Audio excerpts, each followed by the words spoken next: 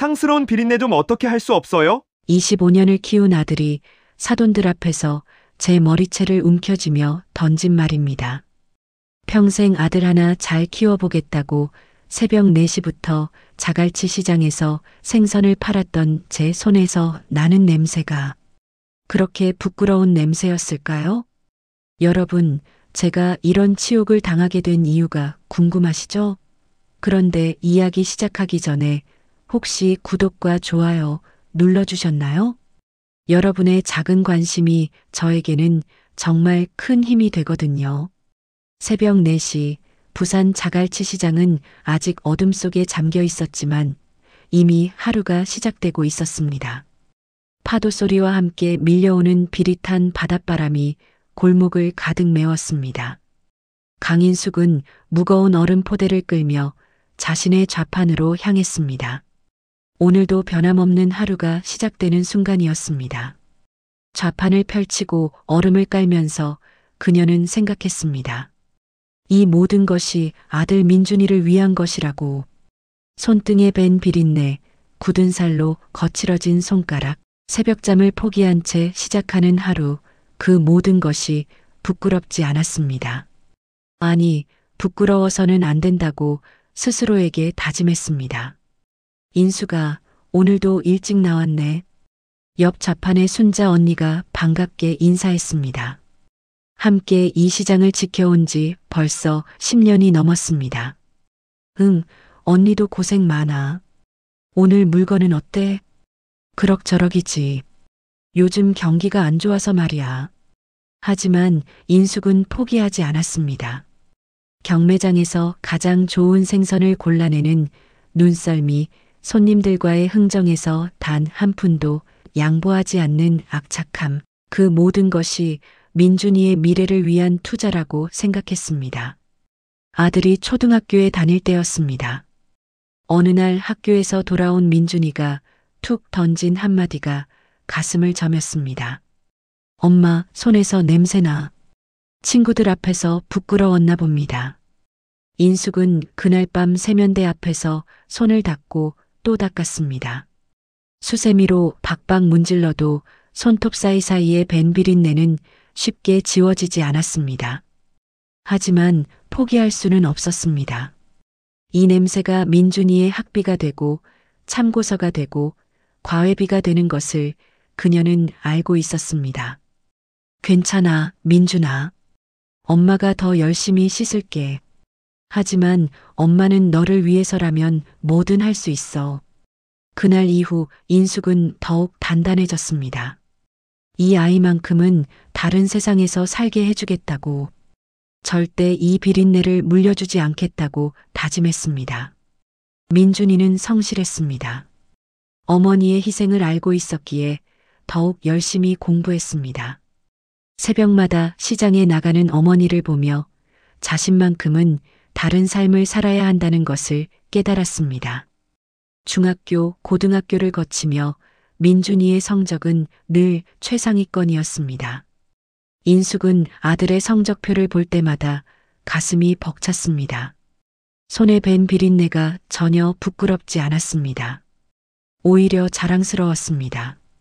이 냄새가 아들의 성공을 만들어가는 밑거름이라는 것을 알고 있었기 때문입니다. 엄마, 나 서울대 가고 싶어. 고등학교 3학년 때 민준이가 조심스럽게 말했습니다. 서울대학교, 그 이름만 들어도 가슴이 뛰었습니다. 하지만 동시에 걱정도 되었습니다. 서울에서의 생활비, 학비, 그 모든 것을 감당할 수 있을까? 그래, 민준아. 엄마가 뭐든 해줄게. 너만 열심히 해. 그해 겨울, 드디어 기적 같은 일이 일어났습니다. 민준이가 서울대학교에 합격한 것입니다. 합격 소식을 들은 날, 인숙은 시장 한복판에서 주저앉아 울었습니다. 기쁨의 눈물이었습니다. 인숙아, 정말 축하해. 내가 해냈구나. 옆 가게 사장님들이 하나둘 모여들어 등을 두드려주며 축하해 주었습니다. 시장 사람들 모두가 인숙의 노고를 알고 있었습니다. 새벽부터 밤늦게까지 한날도 빠짐없이 좌판을 지켜온 그녀의 모습을 지켜봐왔기 때문입니다. 정말 고생 많이 했어. 이제 좀 편해지겠다. 하지만 인숙은 고개를 저었습니다. 아직 멀었어요. 대학 등록금에 생활비까지. 하지만 할 수 있어요. 제가 할 수 있어요. 그날이 인생에서 가장 행복한 날이었습니다. 25년 동안 흘린 땀과 눈물이 결실을 맺는 순간이었습니다.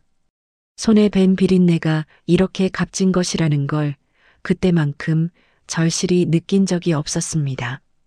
민준이가 서울로 떠나던 날 인숙은 기차역까지 배웅을 나갔습니다.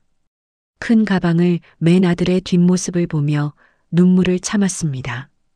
이제 정말 다른 세상에서 살게 될 것입니다. 자신과는 전혀 다른 냄새 없는 깨끗한 세상에서 살게 될 것입니다. 민준아, 몸 조심하고 열심히 해. 엄마는 여기서 계속 응원할게. 기차가 떠나고 나서도 인숙은 한참을 그 자리에 서 있었습니다. 이제 정말 혼자가 되었습니다. 하지만 외롭지 않았습니다. 아들이 성공하는 모습을 상상하는 것만으로도 충분히 행복했습니다. 그 후로도 인숙의 새벽은 계속되었습니다. 민준이의 등록금과 생활비를 위해 더욱 열심히 일했습니다. 가끔 전화로 들려오는 아들의 목소리가 그녀의 모든 피로를 씻어주었습니다. 엄마, 나 학교 생활 잘하고 있어. 걱정하지 마. 그래, 민준아.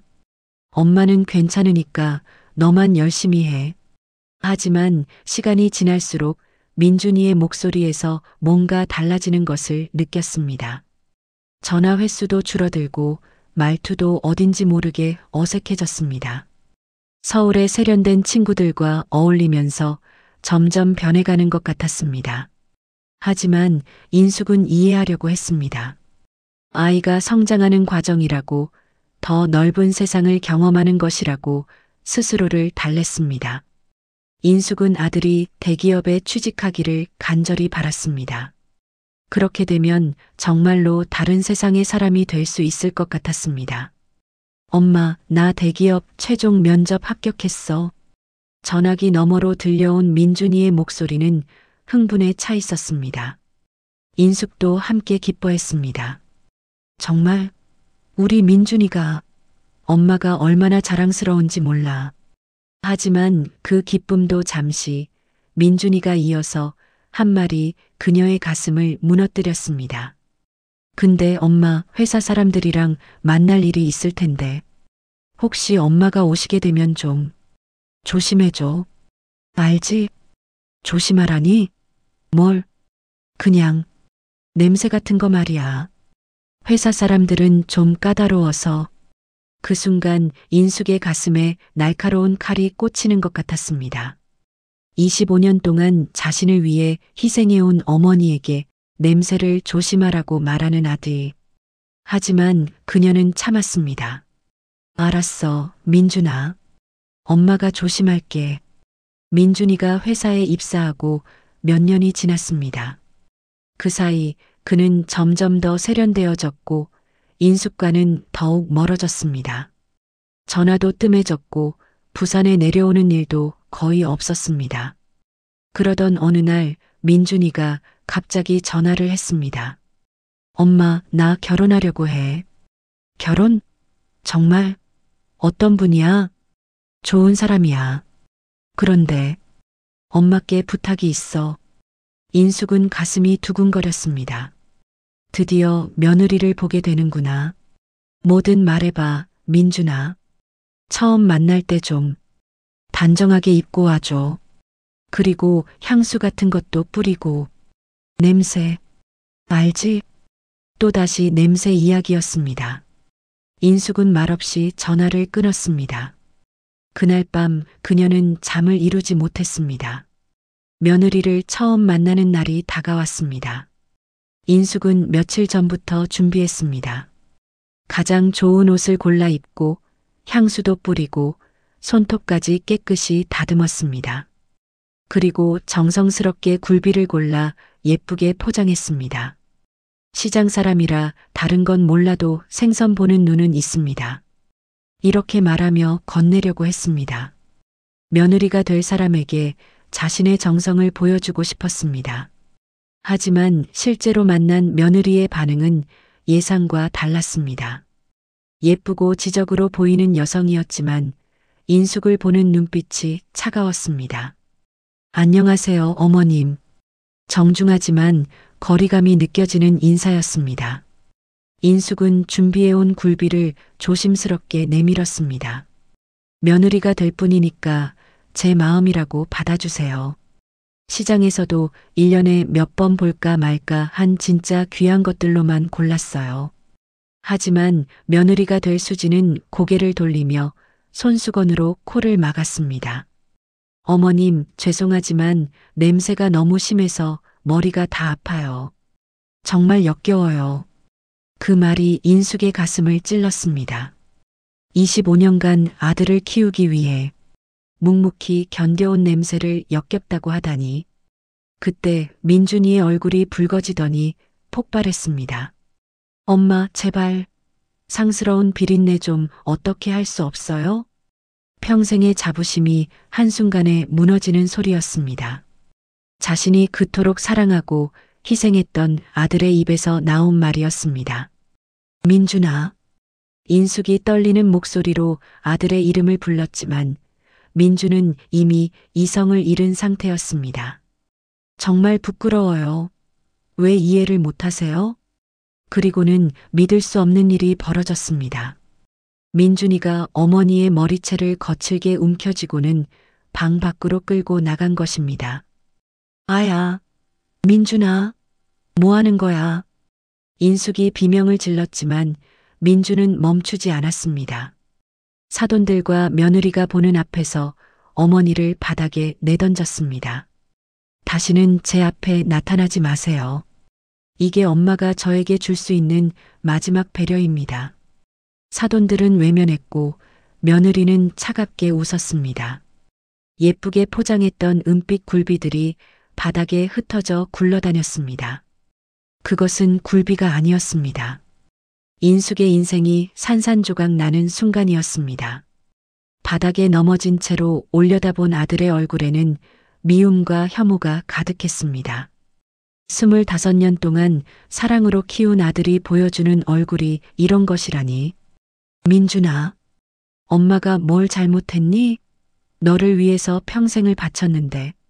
하지만 민준은 더 이상 들으려 하지 않았습니다. 그런 식으로 희생하라고 누가 부탁했어요? 저는 그런 희생 원하지 않았어요. 그 말이 인숙의 마지막 남은 자존심마저 무너뜨렸습니다. 머리에서 피가 흘렀고 온몸이 떨렸습니다. 하지만 무엇보다 아픈 것은 마음이었습니다.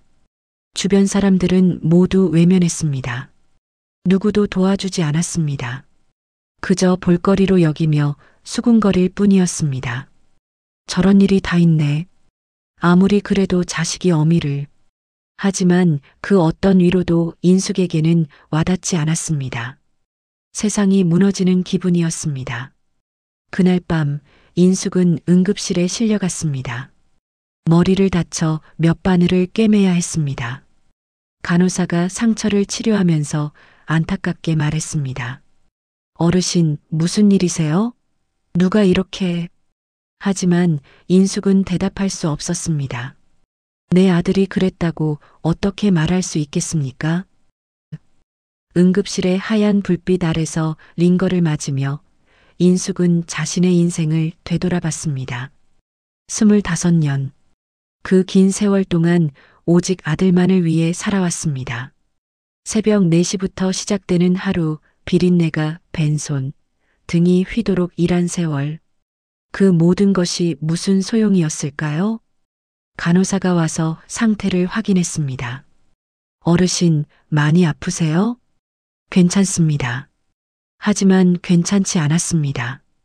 머리의 상처보다 마음의 상처가 더 아팠습니다. 그때 휴대전화가 진동했습니다. 화면에는 내 아들이라는 세 글자가 떠 있었습니다. 그 세 글자를 보며 지난 25년이 스쳐 지나갔습니다. 첫 걸음마를 뗄 때의 기쁨, 첫 말을 할 때의 감동, 학교에서 상을 받아올 때의 자랑스러움. 떨리는 손으로 전화를 받았습니다. 여보세요.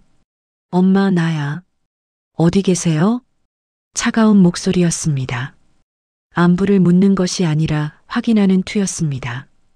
응급실에 있어. 응급실? 왜요? 머리를 다쳐서. 잠시 침묵이 흘렀습니다.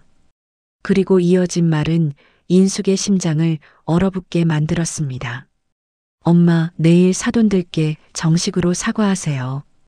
오늘 일은 정말 말이 안 돼요.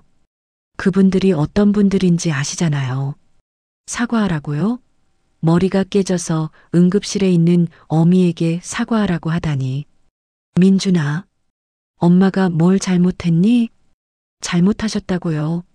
그런 냄새나는 것을 왜 가져가세요? 정말 창피해서 어떡해요.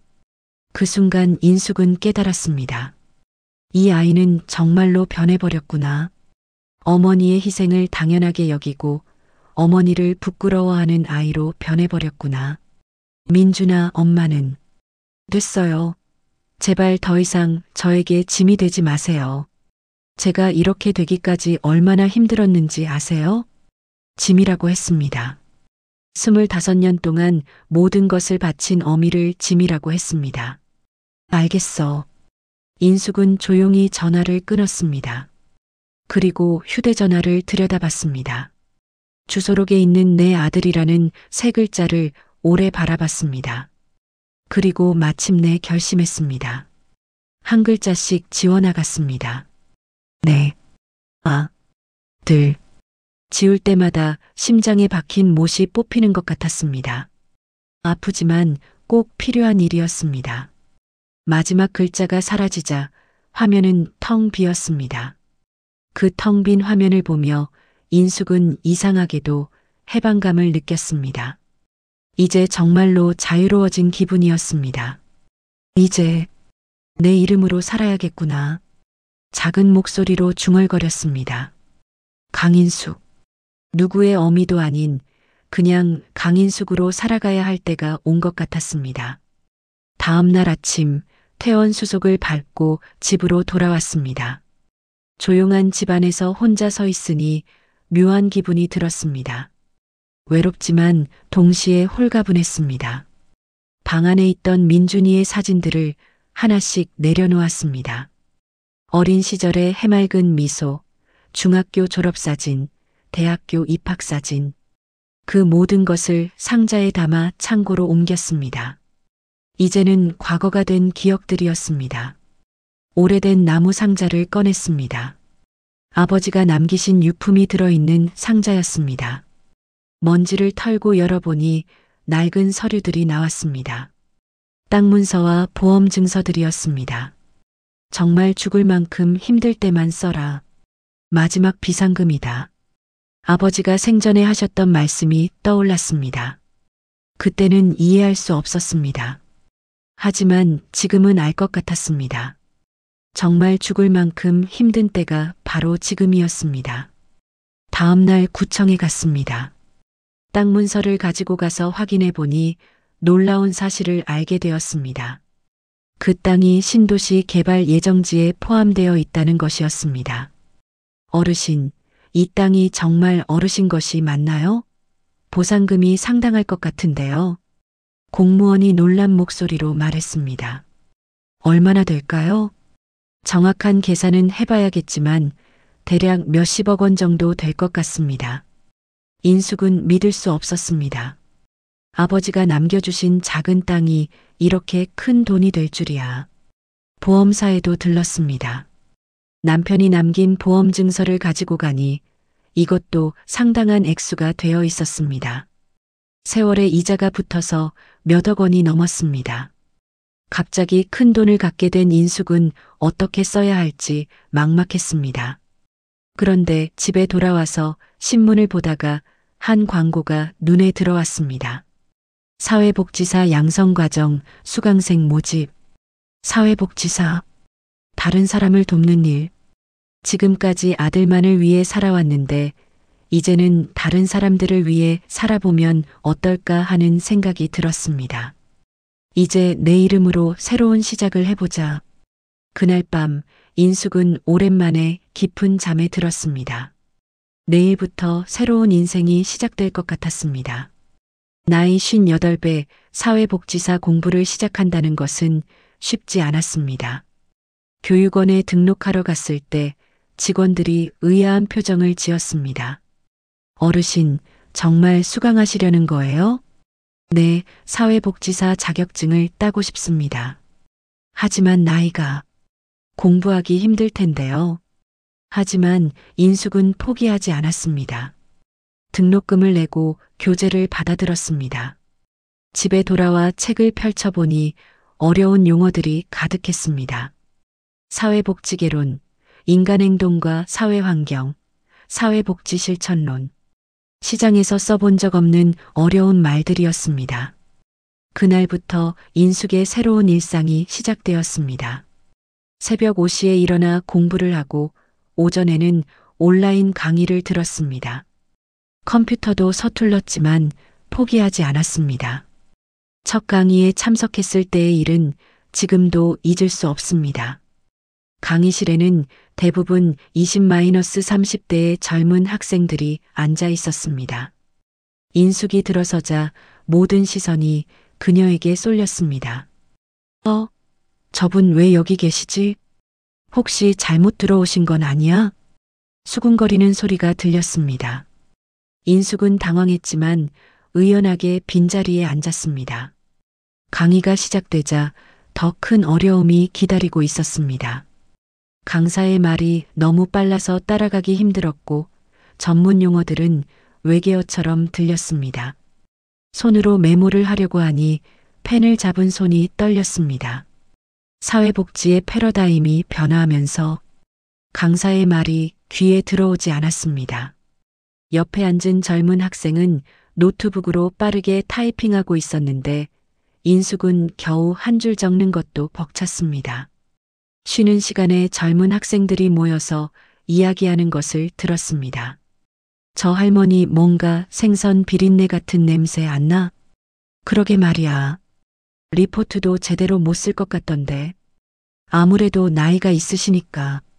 그 말을 들은 인숙은 가슴이 철렁했습니다. 여기서도 비린내 이야기가 나오다니. 아들에게서 들었던 그 말이 여기서도 반복되는 건가요? 급히 화장실로 달려가서 손을 씻었습니다. 비누를 발라 박박 문지르고 또 문질렀습니다. 거울 속에 자신을 보니 초라해 보였습니다. 흰머리가 듬성듬성하고 주름이 깊게 패인 얼굴. 정말 이곳에 어울리지 않는 사람인 것 같았습니다. 나는 왜 이런 곳에 왔을까? 잠깐 포기하고 싶었습니다. 하지만 아들의 차가운 눈빛이 떠올랐습니다.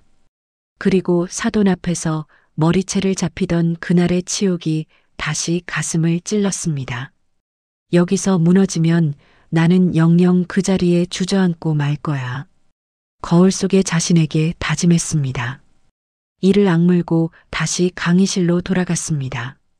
그날 밤 집에 돌아와서는 밤늦게까지 공부했습니다. 모르는 단어는 사전을 찾아보고 이해가 안 되는 부분은 인터넷에서 검색해 봤습니다. 손목이 아프고 눈이 침침해도 포기하지 않았습니다.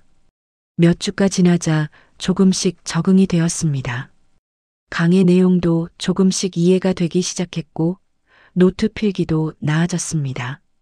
하지만 다른 학생들과의 거리감은 여전했습니다. 그러던 중 조별과제가 나왔습니다. 지역사회 복지 문제 분석이라는 주제였습니다. 조가 구성되는데 아무도 인숙과 같은 조가 되려고 하지 않았습니다. 할머니는 좀 힘들 것 같은데 결국 혼자 남게 된 인숙을 보고 강사가 어쩔 수 없이 한 조에 넣어줬습니다. 조원들의 표정은 영 탐탁지 않았습니다. 할머니, 저희가 다 할 테니까 그냥 계시기만 하세요. 조장이 된 젊은 남학생이 말했습니다. 무시하는 투였습니다. 하지만 인숙은 가만히 있지 않았습니다.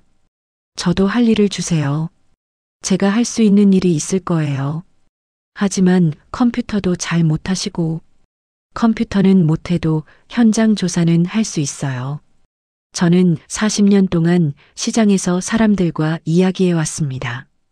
그 말에 조원들이 조금 놀라는 것 같았습니다. 결국 인숙에게 현장 인터뷰를 맡겨줬습니다. 인숙은 자신이 살고 있던 동네를 돌아다니며 주민들을 만났습니다. 독거노인 문제, 청소년 비행 문제, 저소득층 주거 문제 등을 직접 발로 뛰며 조사했습니다. 시장에서 단련된 입담으로 주민들과 쉽게 친해졌습니다. 아줌마, 이런 일로 고생이 많으시네. 우리 동네 문제를 이렇게 관심 있게 들어주시는 분이 있다니 고맙네요. 주민들은 인숙을 반갑게 맞아줬습니다. 인숙도 오랜만에 사람들과 소통하는 기쁨을 느꼈습니다.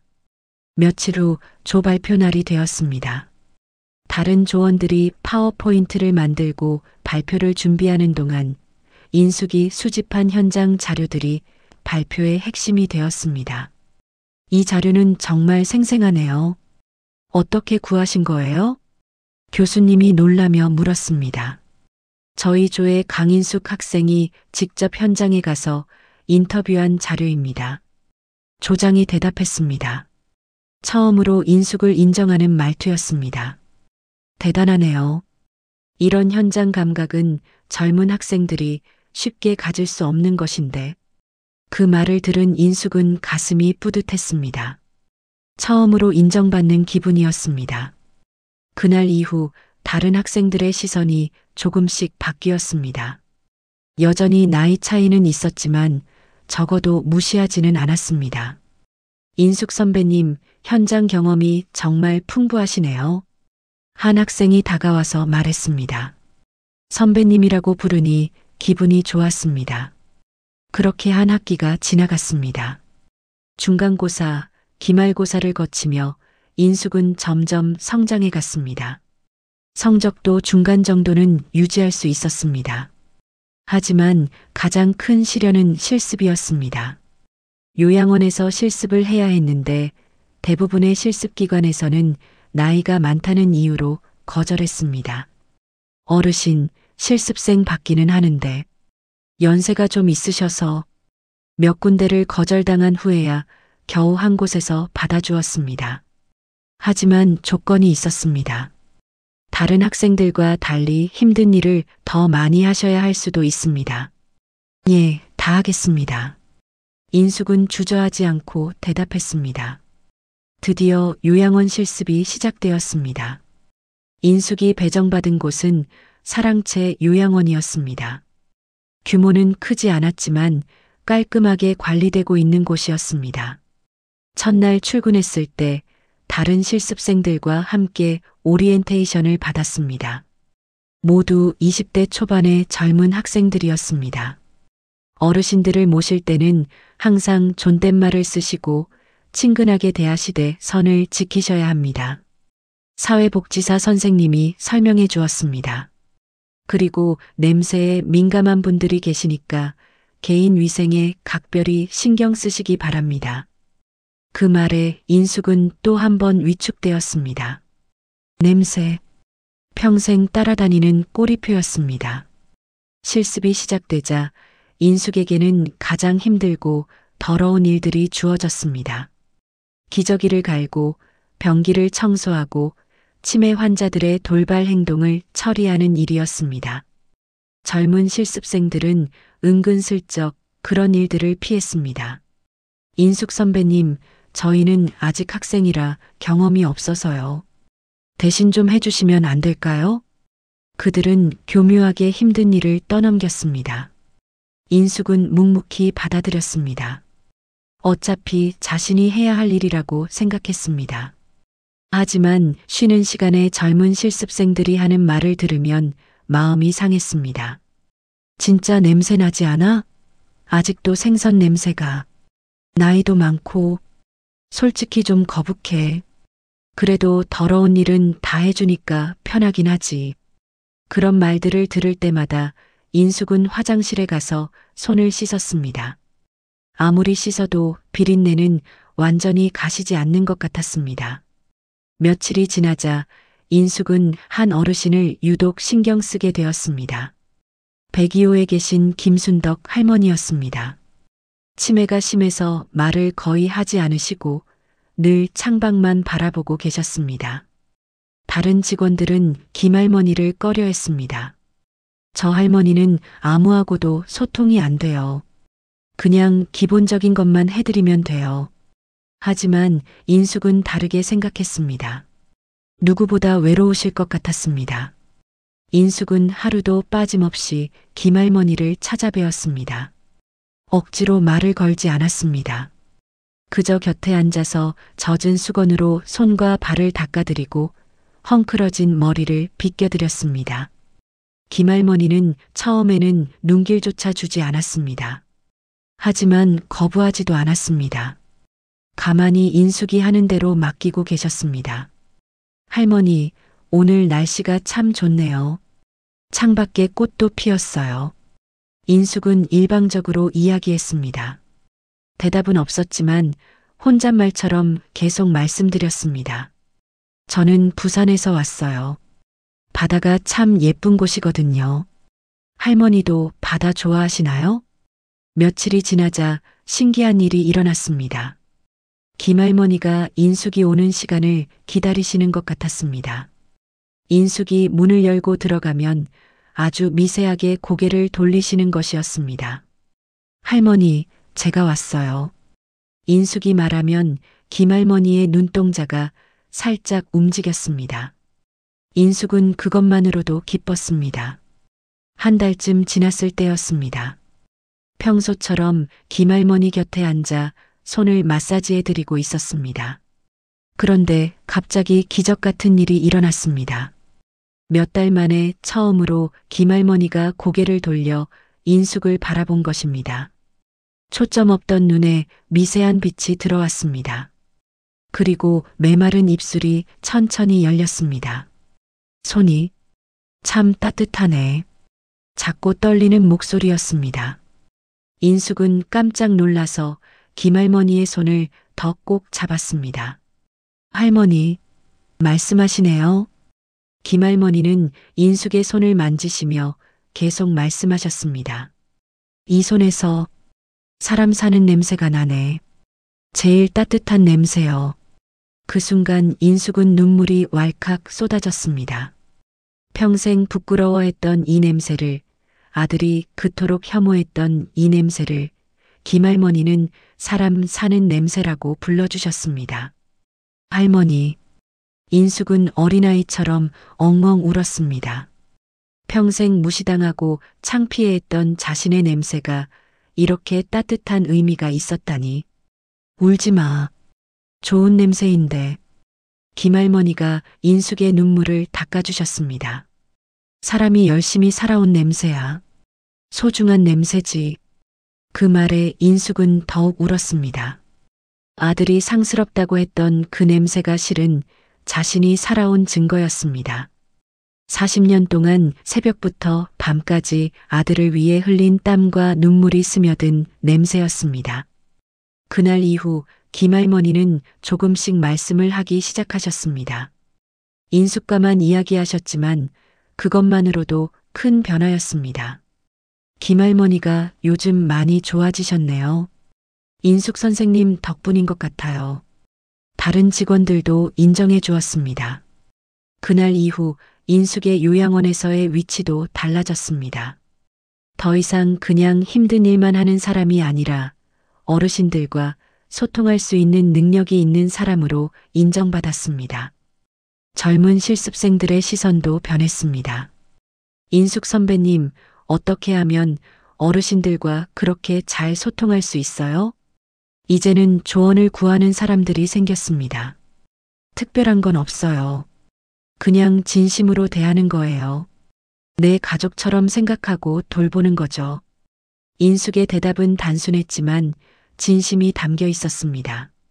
실습 기간이 끝날 무렵 요양원 원장님이 인숙을 불러서 말했습니다.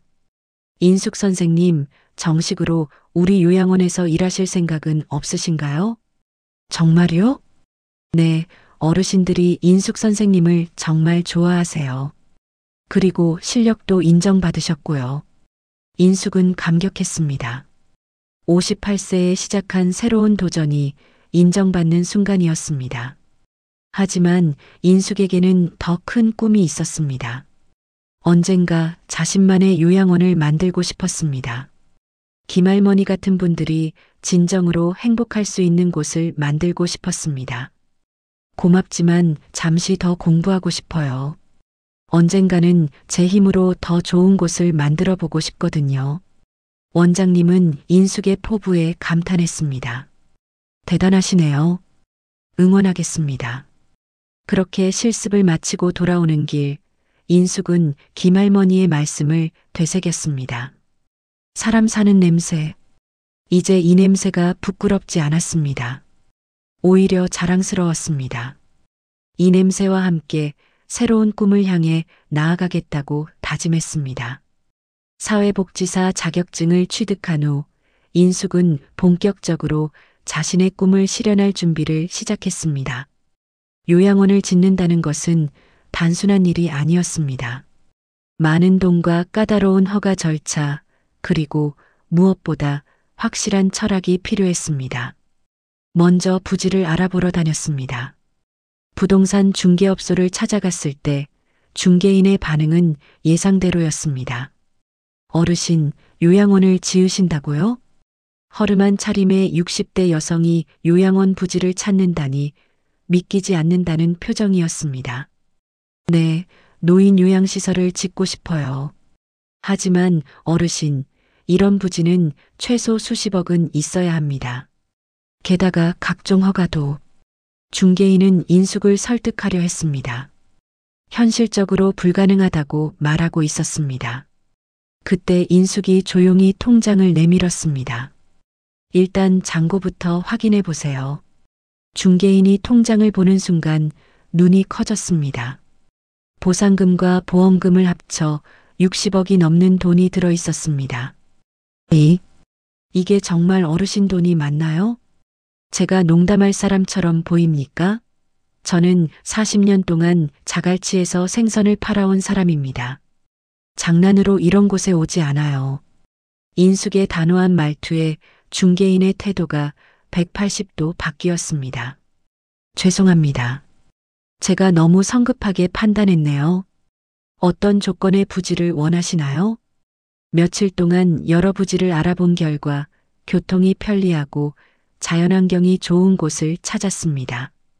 가격은 30억 원이었습니다. 결코 작은 돈이 아니었지만 인숙은 결정했습니다. 다음은 건축 설계사를 찾는 일이었습니다. 처음 만난 건축가는 인숙을 대충 대했습니다. 요양원이라고 하시면 그냥 적당히 방만 많이 만들면 되는 거 아닌가요? 그 말에 인숙은 실망했습니다. 이런 생각으로는 자신이 원하는 곳을 만들 수 없었습니다. 두 번째로 만난 건축가는 달랐습니다. 김영수라는 이름의 중년 남성이었는데 인숙의 이야기를 진지하게 들어주었습니다. 어떤 요양원을 만들고 싶으신가요? 제가 실습을 했던 곳에서 본 건데요. 할머니들이 항상 창밖만 바라보고 계시더라고요. 그래서 생각했어요.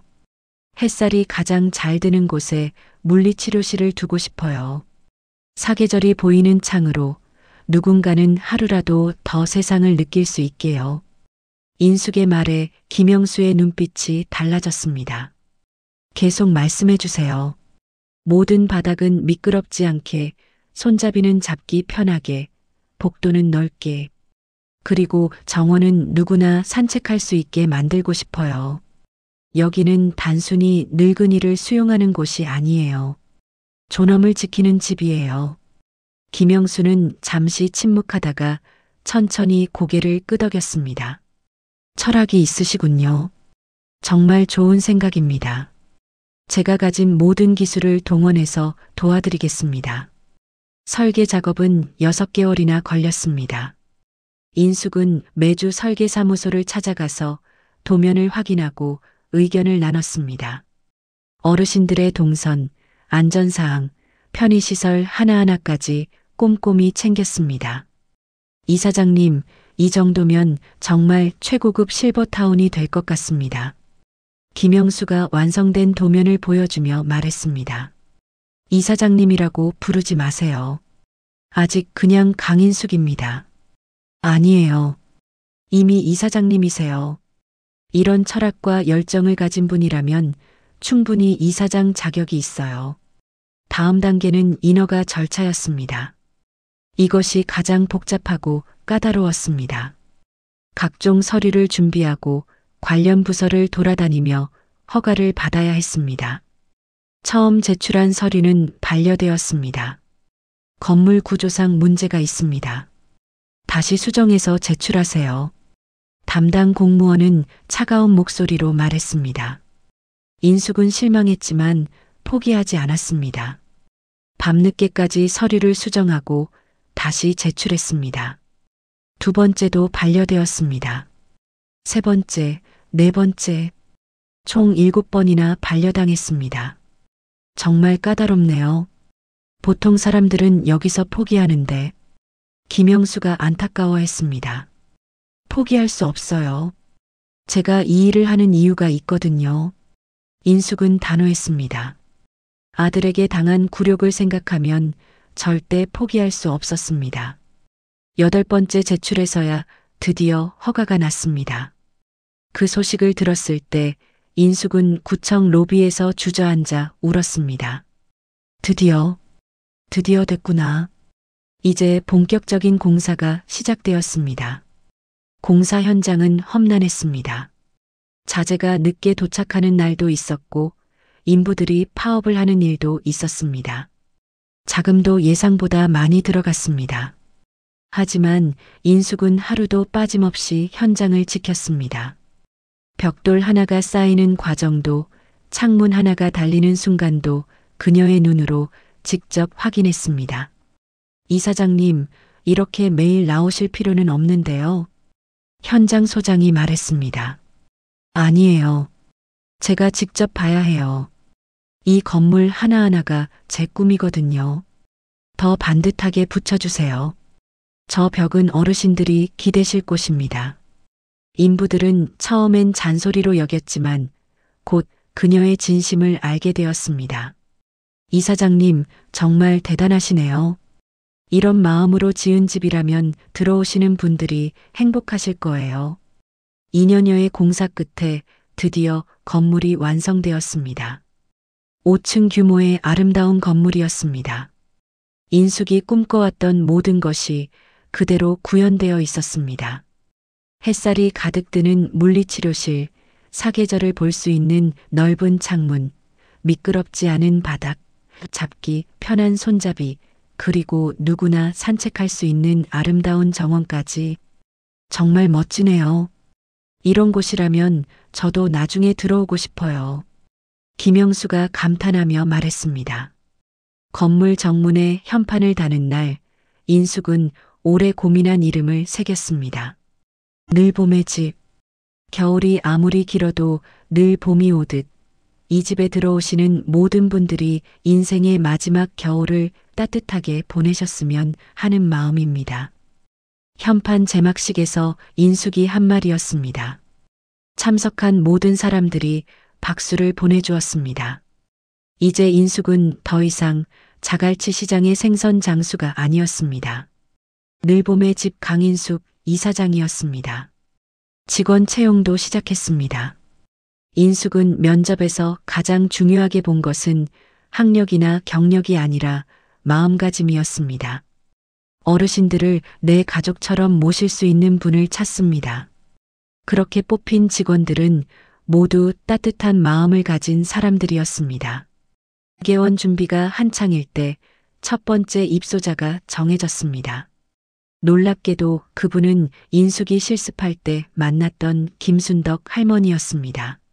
할머니, 정말 오시는군요. 인숙은 김할머니를 반갑게 맞았습니다.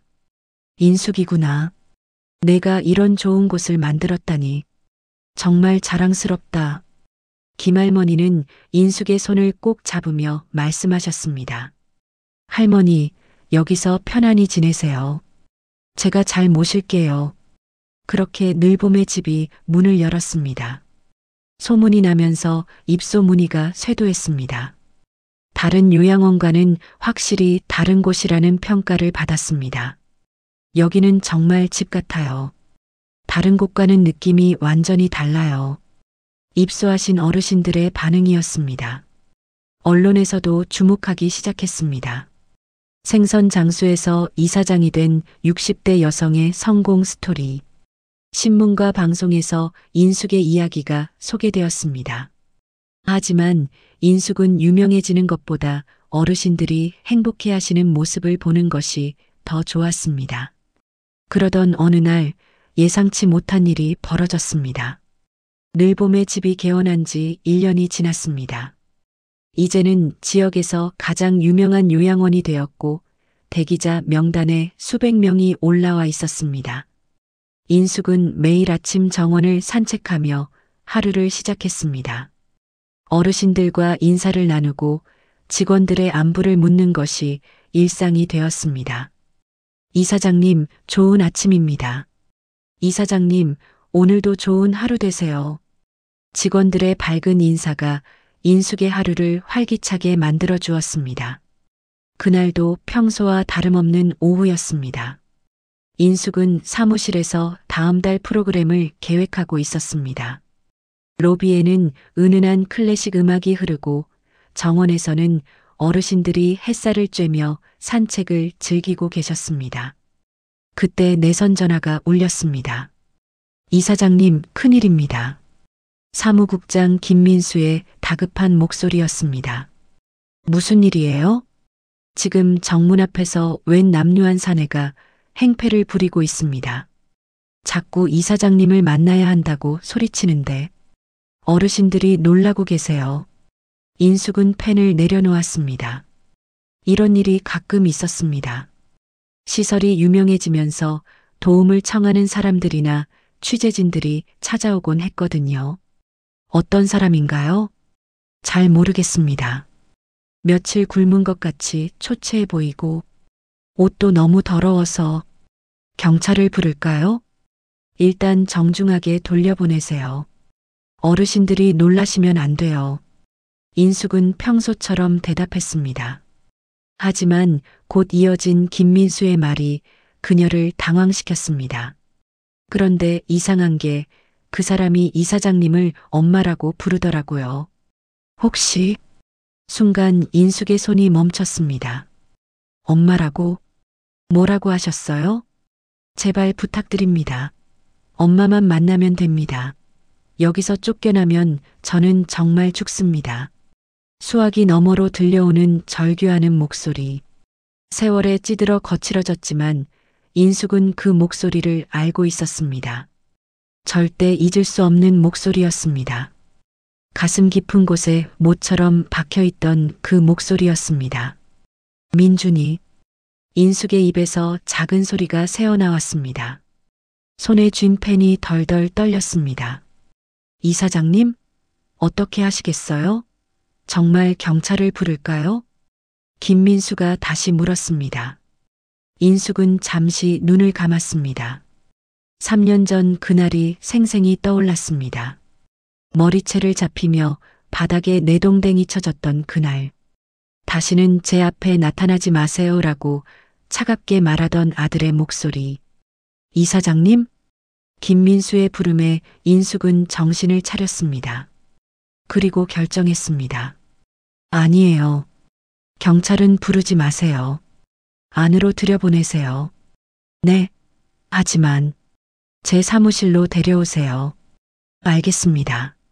전화를 끊고 인숙은 깊게 숨을 들이마셨습니다. 3년 만에 아들을 만나게 되는 순간이었습니다. 하지만 이제 상황은 완전히 달랐습니다. 그때는 굴욕을 당하는 어미였지만 지금은 당당한 이사장이었습니다. 얼마 후 사무실 문이 열렸습니다. 김민수가 먼저 들어오고 그 뒤를 따라 초라한 몰골의 사내가 고개를 푹 숙이고 들어왔습니다. 몇 날을 굶은 듯 앙상한 얼굴, 제멋대로 자라난 수염, 먼지와 때로 얼룩진 남루한 옷차림. 한때 번듯한 양복을 입고 당당하게 서 있던 아들의 모습을 찾아볼 수 없었습니다. 그 사내는 인숙을 보자마자 바닥에 넙죽 엎드렸습니다. 이사장님, 죄송합니다. 이렇게 갑자기 찾아와서 정말 죄송합니다. 떨리는 목소리였습니다. 한때 어머니를 내려다보며 모욕했던 그 오만함은 어디에도 없었습니다. 제발 한 번만 도와주세요. 청소든 설거지든 화장실 청소라도 좋습니다. 하루 한 끼만 먹게 해주신다면 저는 평생 은혜를 갚겠습니다. 절망에 찌든 목소리였습니다. 하지만 인숙의 귀에는 진심 어린 뉘우침이 아닌 그저 살기 위해 발버둥치는 짐승의 울음소리로 들렸습니다. 인숙은 차분하게 말했습니다. 일어나세요. 제 얼굴을 보고 말하세요. 사내는 떨리는 몸으로 고개를 들었습니다. 그리고 인숙과 눈이 마주친 순간 그의 얼굴에 경악과 혼란이 동시에 스쳤습니다. 엄마. 그 입술에서 흘러나온 단어는 너무 늦게 도착한 후회처럼 공허하게 울렸습니다. 민준의 시선이 인숙의 얼굴을 지나 벽으로 향했습니다. 금빛 액자들이 줄지어 걸려 있었습니다. 사회복지사 자격증, 늘봄의 집 설립 허가증, 지역사회 공로상, 우수 복지시설 인증서. 그 모든 증서들이 말해주고 있었습니다. 자신이 버린 어머니가 어떤 세상을 만들어냈는지를. 엄마, 정말 엄마야? 민준의 목소리는 더욱 떨렸습니다. 죄송합니다. 정말 죄송해요. 제가 정말 잘못했어요. 그때 정말 미쳤었어요. 제발 용서해 주세요. 그는 다시 바닥에 엎드려 빌었습니다. 다시는 그런 일 없을 거예요. 제발 아들로서 한 번만 기회를. 하지만 인숙은 단호하게 손을 들어 그의 말을 막았습니다. 그만하세요. 차가운 목소리였습니다. 내 아들 박민주는 이미 죽었어요. 3년 전 내가 머리채 잡혀 끌려나가던 그날 죽었어요. 민준의 얼굴이 하얗게 질렸습니다. 엄마, 그런 말씀 마세요. 저는 엄마의 아들이에요. 피가 섞인. 피? 인숙이 냉소하며 말했습니다. 피로만 가족이 되는 게 아니에요. 마음으로 가족이 되는 거죠. 그런데 당신은 3년 전에 그 마음을 스스로 버렸어요. 엄마, 지금 내 앞에 있는 당신은 그저 비참하게 무너진 한 사내일 뿐이에요. 이곳은 내 세상이고 내 진짜 가족들이 사는 집이에요. 인숙은 문을 열었습니다. 김 과장님, 이분을 내보내주세요. 다시는 우리 늘봄의 집 근처에 얼씬도 못하게 하세요. 네, 이사장님. 김민수가 민준을 일으켜 세우려 했지만 민준은 필사적으로 매달렸습니다. 엄마, 안 돼요. 정말 죽을 것 같아요. 아무데도 갈 곳이 없어요. 제발 한 번만. 정말 한 번만. 하지만 인숙은 돌아보지 않았습니다. 빨리 내보내세요. 경비원들이 와서 민준을 끌고 나갔습니다. 복도를 따라 그의 절규가 울려 퍼졌습니다. 엄마, 제발, 엄마. 그 소리가 사라지고 나서도 인숙은 한동안 창가에 서 있었습니다. 가슴 한쪽이 아주 미세하게 아려왔지만 그것도 금세 가라앉았습니다. 마음 한구석에서 의문이 스쳤습니다. 저 아이에게 무슨 일이 일어난 걸까? 어떻게 저렇게 초라하게 무너졌을까? 하지만 그것도 잠시뿐이었습니다. 이제 그것은 자신의 문제가 아니었습니다. 인숙은 다시 책상으로 돌아와 업무를 계속했습니다. 다음 달 어르신들을 위한 나들이 계획을 세워야 했습니다. 진짜 가족들을 위한 일이었습니다. 그날 저녁 어르신들과 함께 저녁 식사를 하며 인숙은 생각했습니다. 나는 더 이상 그의 어미가 아니다. 나는 내 이름으로 세운 이 세상의 주인이다. 그리고 그 생각에는 더 이상 흔들림이 없었습니다. 민준을 내쫓은 지 한 달이 지났지만 인숙의 마음은 평온했습니다. 처음 며칠은 가슴 한구석이 아려오기도 했지만 시간이 지날수록 그 감정도 희미해졌습니다. 대신 늘봄의 집 어르신들과 직원들에 대한 애정이 더욱 깊어졌습니다. 그날 아침 인숙은 평소처럼 정원을 산책하고 있었습니다. 가을이 깊어가면서 단풍이 아름답게 물들어 있었습니다.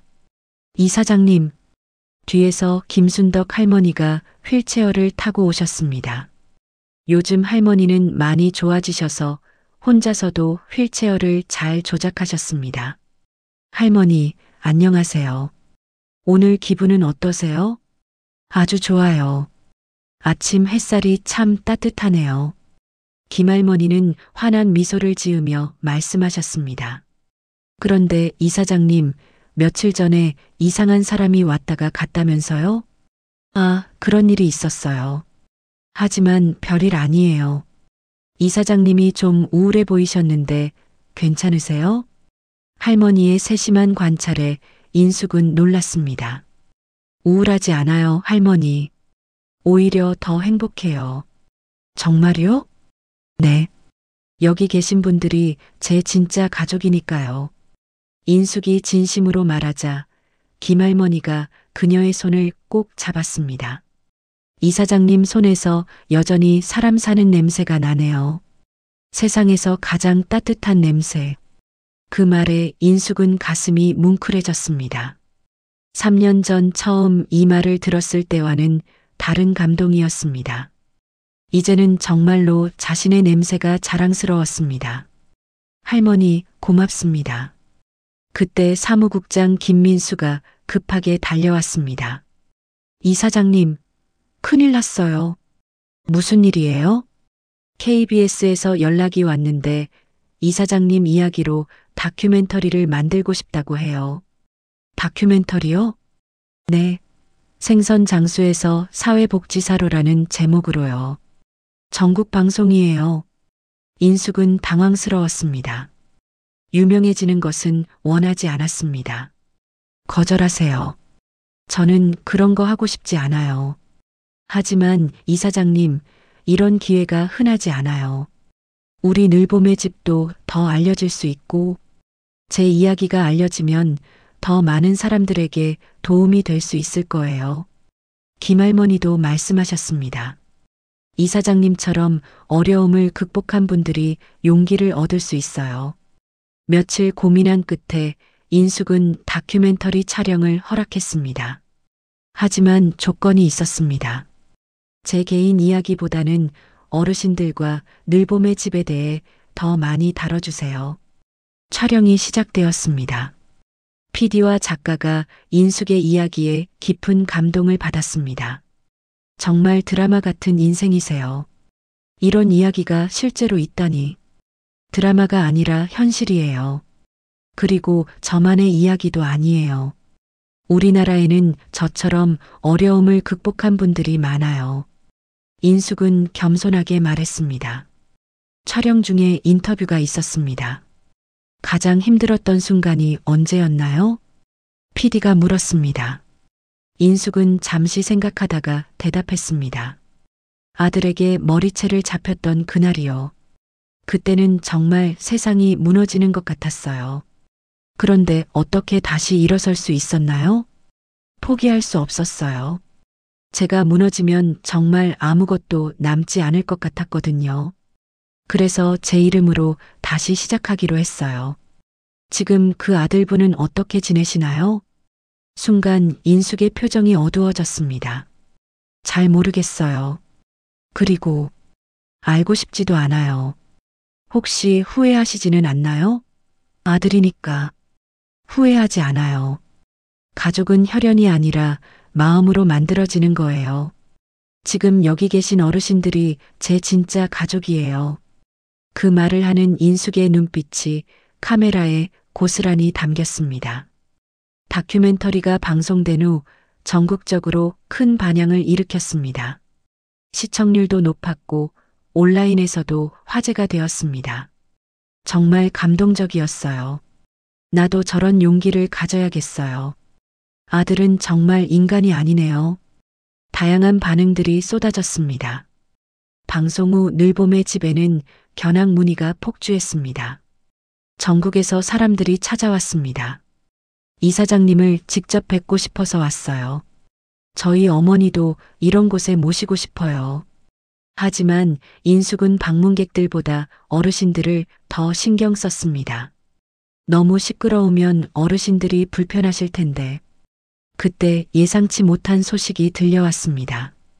보건복지부에서 올해의 사회복지인상을 수상하게 되었다는 것이었습니다.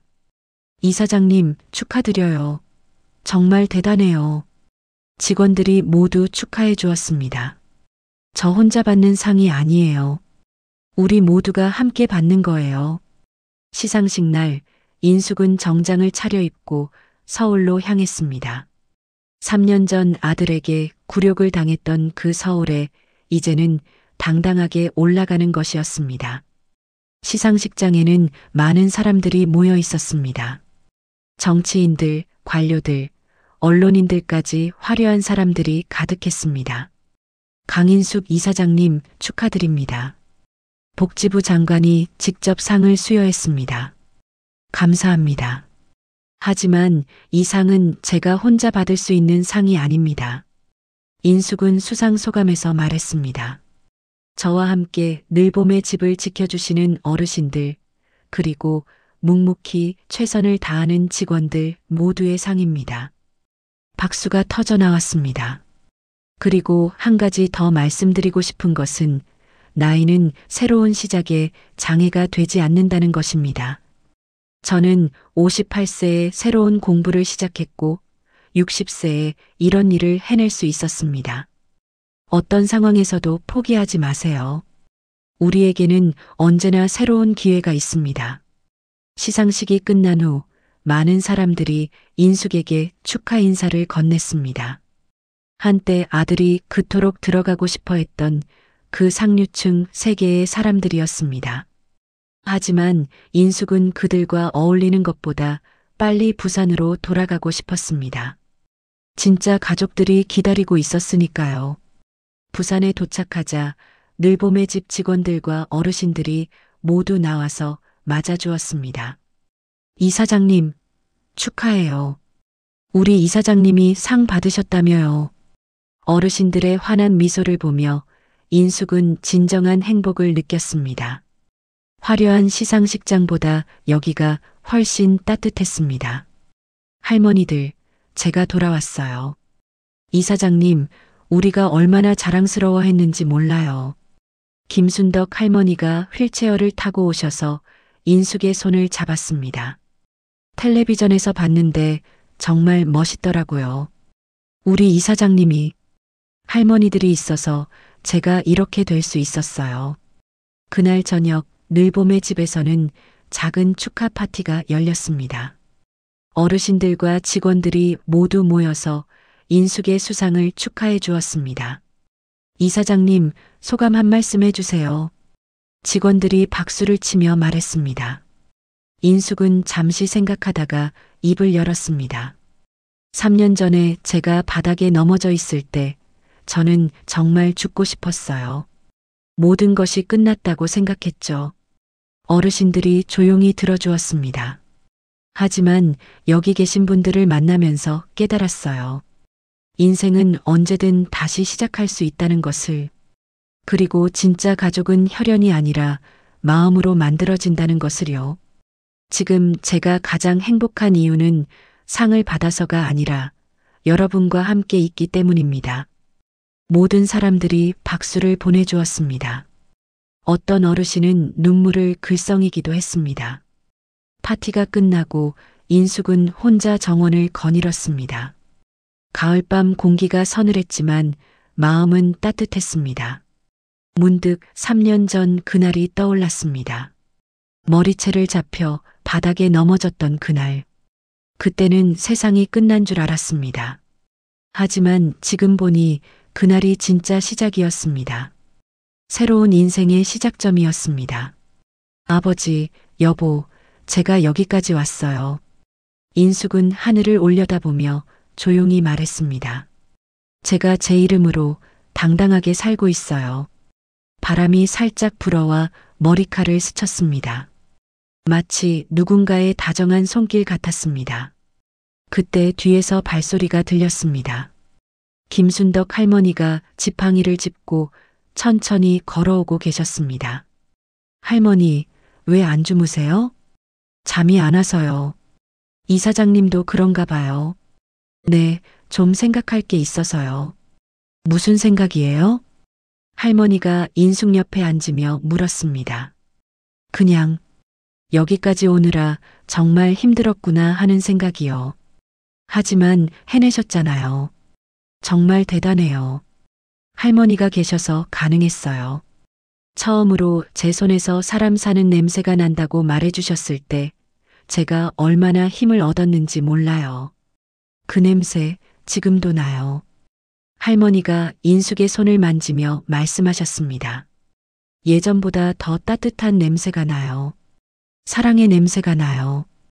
인숙의 눈에 눈물이 맺혔습니다. 할머니, 고마워요. 고마운 건 우리예요. 이사장님이 없었으면 우리가 어떻게 이렇게 행복할 수 있었겠어요. 두 사람은 조용히 앉아서 밤하늘을 바라봤습니다. 별들이 반짝이고 있었습니다. 이사장님, 네. 혹시 그 아들분 생각은 안 하세요? 예상치 못한 질문이었습니다. 인숙은 잠시 말을 잇지 못했습니다. 가끔, 아주 가끔 생각해요. 어떻게 지내고 있을까 하고, 미안하다고 찾아오면 어떻게 하실 거예요? 모르겠어요. 하지만 제 마음은 이미 정해진 것 같아요. 어떻게요? 이제 저는 그 사람의 어미가 아니에요. 여기 계신 분들의 가족이고 늘봄의 집의 이사장이에요. 할머니는 고개를 끄덕였습니다. 그게 맞는 것 같아요. 이사장님은 이제 우리 모두의 딸이에요. 그 말에 인숙은 웃음이 났습니다. 딸이라니, 저도 이제 60이 넘었는데요. 나이가 뭐가 중요해요. 마음이 중요하죠. 그날 밤 인숙은 오랜만에 깊은 잠에 들었습니다. 더 이상 과거에 얽매이지 않는 편안한 잠이었습니다. 다음 날 아침, 평소처럼 정원을 산책하던 인숙은 문득 깨달았습니다. 아들이 그토록 부끄러워했던 비린내가 이제는 정말로 사람 사는 냄새가 되었다는 것을, 40년 동안 새벽부터 밤까지 흘린 땀과 눈물이 스며든 이 냄새가 이제는 사랑의 냄새가 되었다는 것을. 좋은 아침이에요, 이사장님. 어르신들이 하나둘 나와서 인사를 건넸습니다. 네, 정말 좋은 아침이에요. 인숙은 진심으로 대답했습니다. 바람이 불어와 정원의 꽃들을 흔들었습니다. 가을이었지만 마치 봄 같았습니다. 늘 봄 같은 하루가 시작되고 있었습니다. 마이너스 마이너스 마이너스 해시태그 마무리 멘트. 여러분, 강인숙 이사장의 이야기 어떠셨나요? 혹시 여러분도 비슷한 경험이 있으시거나 용기가 필요한 순간이 있으시다면 주저하지 말고 댓글로 이야기해 주세요. 우리 서로 응원해 주어요. 그리고 구독과 좋아요도 잊지 않으셨죠? 여러분의 작은 관심이 저처럼 상처받은 누군가에게 큰 힘이 될 수 있어요. 혹시 가족에게 버림받은 상황에 계신 분들이라면 우리 함께 용기를 내어 보아요. 인생은 정말 짧아요. 남을 위해서만 살기에는 말이에요. 진짜 중요한 건 내가 행복한지, 내 이름으로 당당하게 살고 있는지예요. 지금 이 순간이 여러분 인생의 새로운 시작점이 될 수 있어요.